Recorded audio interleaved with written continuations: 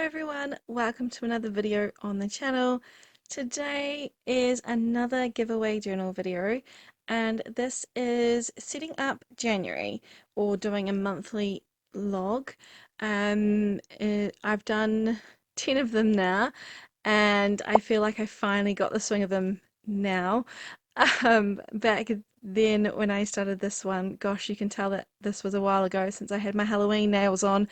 Um, I didn't really know how I wanted to go about this. Obviously, I've been setting up a reading journal for the last 2.5 years. My own style has changed a bit.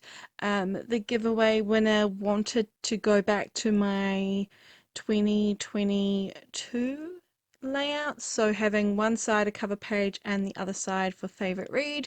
So I did have to get back into the swing of doing that.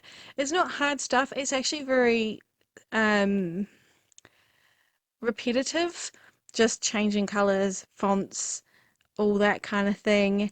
But I did have a little bit of an experimental stage with setting up, and that's what happened in January. So I actually don't have the footage for all of January, and you'll get to see at the end of the video what I used instead, and see how things have progressed.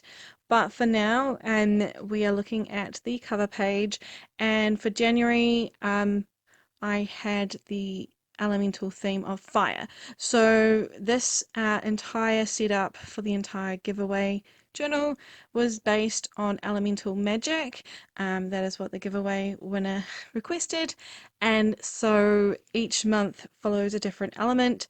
And for January she wanted fire.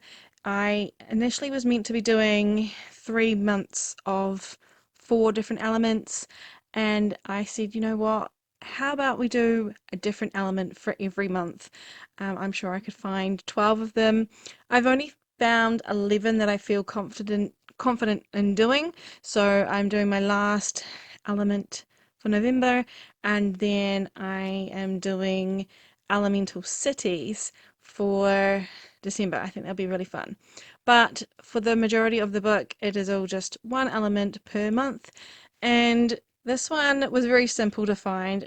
If you search on Pinterest for fire elemental magic or aesthetic, you'll find heaps. It's the most popular one, I think. This one, and probably water, were the easiest to find inspiration for. And I also tried my best to use elements in the setup that matched the theme. So the font, I can't remember off the top of my head, but I searched up the word fire and it was the first one that I used. And that's similar to what I did with most months. As you can see, I got out my 2022 reading journal and just wanted to measure the size of the book cover that I used to put in on that front page, just so the giveaway winner has that opportunity to do that as well. And then I go ahead and take the tedious route possible doing these little headers. I really like doing these types of headers, but it did get a little bit tiresome, so you'll notice that while it was crisp and clean in the beginning, and actually it wasn't that clean because the tape was not the greatest, um, I've just opted to just do them freehand as the months went on. It was very much so down to time that I started doing that, because back here when I started setting this up, I had the luxury of time, and now I don't. However, I really do like this when it works. As you can see, that wasn't crisp enough. And the tape that I find that I've used quite a different amount of tape to do this, both expensive and cheaper, and I found that both of them were ripping the paper if I wasn't careful, even though you can see I'm putting it on my desk to take away some of the sticky residue. Um, so that was another reason why I stopped doing it. I will admit that this journal, whilst I have loved using the Journal Junkies Basic for both myself and for this giveaway, there is like a different texture to the paper. It's not the same as I'm used to in, say, an Archer and Olive, so you can get away with a bit more it's a bit more forgiving in an Archer and Olive the paper. This one very much so will tear or bleed if you don't pay too much attention to it. It is deemed 160 GSM, and for the most part it doesn't bleed. It mildly ghosts at point, but it works really well for what this journal needed. It just means that tape just would rip up too easily if I wasn't careful. So as you can see, we are already basically finished with the favorite read page. I've just got the header to do and then add in the little headers on the red bars.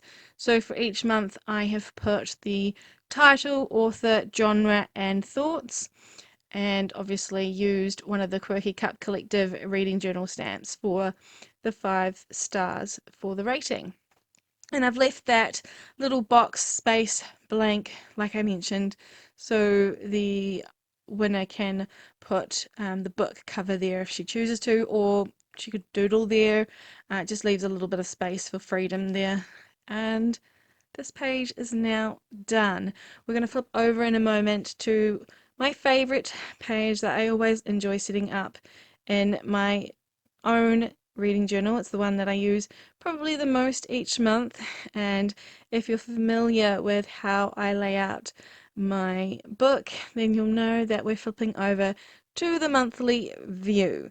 However, I'm doing it different in this journal because, again, the giveaway winner, I've mentioned this so many times and I hope it doesn't come across as being negative, but the giveaway winner doesn't read as much as I do, and so I figured that she wouldn't need as much space to write everything down that she's reading. She mentioned that she reads up about 8 books a month on a good month, and so I have left the calendar all to the left side, and that means that it all fits on the one page nicely. It is 3.5 boxes wide and 5 long, and yeah, I think it works out really well. Being this size, you can still fit plenty of information in there, and it just means that there's a bit more room for the winner to have just that space to do whatever she wants with. On the right side, I have put the TBR on there, and as the journal progresses, there is definitely more decorative elements hitting up that page and taking up some of the space. One of my biggest struggles with setting up a journal for someone else was knowing how much space to leave, because I want the winner to have the opportunity to add notes or thoughts, anything that she wants to the journal without taking up too much space for her to do that. But also, I don't want it to look too bare, and I always have this really bad habit of wanting to fill white space or blank space, as we've had to with the blackout journal this year. And so I found myself filling in the TBR page a lot more as the journal goes on. But for the startup pages here, you'll notice that it's quite bare. Just the calendar, the header, a couple of pictures, I think, and that's pretty much it. I left space on the TBR for 8 books to be written down. That's not to say that that all that she'll read. I did also make sure there was space to add on to the TBR if she needed to at any point. And I have also purchased the same dot markers that I'm using in this setup and throughout the entire journal. So she's got her own set, because the one thing that I started to think of when I very first started setting this up is if I keep using these type of elements throughout the book, and she wants to add something, or on the spare pages that are in between, how is she going to go about that and keep it uniform? And so thankfully when I went to Kmart, they had another pack of the dot markers there, and so I picked them up, and that will be going home with her in the post. I hope that's appreciated. I think it's just a nice little touch, because I would want to keep with the same kind of pens. That's just how my mentality went. So as you can see, I've just got these photos to stick down the side here. Again, like I mentioned, very easy to find these types of elements. I've struggled with some, I put that sideways. I struggled with some elements, to be fair, and some of it felt like I was reaching. But I've had a really good time setting this up, and you'll notice that throughout when I share the flip through, we're so close to being done and getting to that flip through. Like, oh, I wish that I didn't feel so much pressure to get it done so fast, but like I need to get it in the mail this week, and I've got 2 more months to do and a end of year stats page, and then that's it. I'm like right there, and I managed to do 1.5 months the other day in one day, so it won't take me long if I just do one a day. I did have a little bit of a break because I did feel a little bit burned out from doing so much. So for the last 2 days, I haven't actually, no, I did do the end of October, what you see in this video. Um, actually last night. But other than that, I haven't like forced myself to sit down for hours and work on this journal. Um, but I think I will have to spend a couple more days really putting in the effort, and then we'll be done and it will look great. And I'm so excited to share it with you all. I hope you're excited as I am to see it. So here you can see I'm showing you the pages that we set up off camera. There's the book brought and donated and the reading log, and I'm pointing out that I messed up. So whenever I first set this up, we discussed what pages the giveaway winner wanted, and that was the order they came in, so that's how I started setting it up. And I thought, this makes no sense having the reading log on 2 different pages. Let's just do it as a 2-page spread. So that's what the rest of the journal has. So there's those little teething issues in the beginning of the journal that you'll see when I do the flip through. But for the majority, actually, it's literally, except for January, it's all the same now. 2-page spread for the reading log. There's going to be a lot of information on this page, and it's, yeah, it needs to be legible. I did have issues. Again, if you're not paying attention, this page can get away with you. I get away on you so easily. Gosh, I can't speak. And so thankfully, I'm now at the point where this page feels almost like second nature to do. I don't know if I'll be doing it in my own now. This was what I was thinking of doing in my own, but I don't know. Am I jaded from it? I don't know. I think it looks really cool when it's together, but it definitely has taken some of my soul away just because it's so repetitive. I'm not sure. I haven't set up my journal at all yet. I know I'm crunching close to the timeline of 2024, and not only do I have to set up the entire journal, but also January.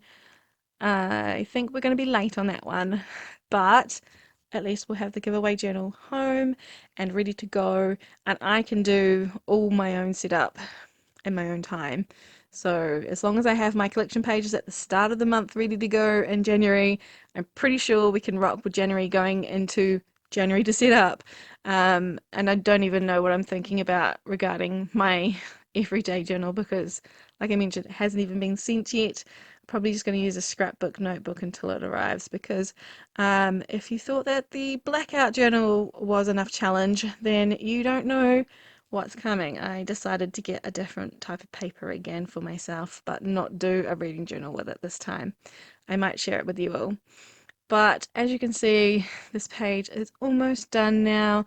I've left space for a cover, like the cover of the book to go down on the left portion in the square, and then there's the author, series, pages, dates, format, and genre, and then a space to write a couple of thoughts. If I wasn't careful, I would accidentally miss the spot where I've left the 2 lines at the top for the title to be written in.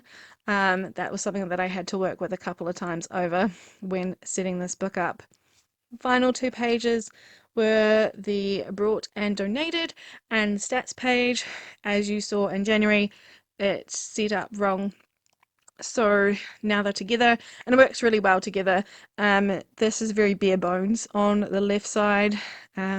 Actually, I put in a lot of decoration on this one. Some of them are very plain and then some of them have a little bit more decoration. I just had lots of pictures left over, so whatever I do have left over, I'm thinking I'm going to send them in the back pocket to the giveaway winner so she can use them on her spare pages if she wants to. But just sticking these in to fill in the gap. I don't know how many books she buys and donates each month, but I've left enough space so that she can write down at least 6 for each, and that's being like there's more space than that. I am being quite generous with it, but I just wanted to make sure that there was room for at least 6, because you never know how many books people buy and donate. I have a lot to donate actually, and I will be doing a video very soon showing you all the books that I'm unhauling at the end of the year. I kept most of them because I wanted to do a big unhaul at the end of the year, but I think in 2024 I'm going to be a bit more quarterly based about it. And that is that page done. Now the stats page. It looks off center. I'm gonna admit right away, I have looked at this page so many times when I set it up and think, well, it looks so off center. But that's because we're missing information, and I did this intentionally.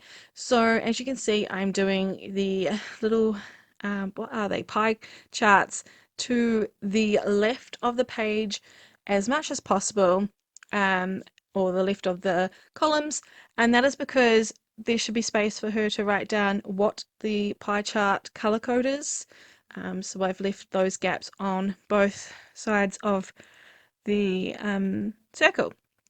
And then obviously the stats we're tracking are books read, page count, average, the mood, genres, audience, pace, format. What else are we tracking? Standalone series, brought, donated, and star ratings. So I hope that's enough for her. If not, I'm sure she'll find where she can put that space. Thank you so much for watching today, and I will be back with a new video sometime very soon, and it will be probably something to do with my own journal. Hopefully, fingers crossed. I'll see you soon, and until then, I hope you have fun reading. Bye everyone.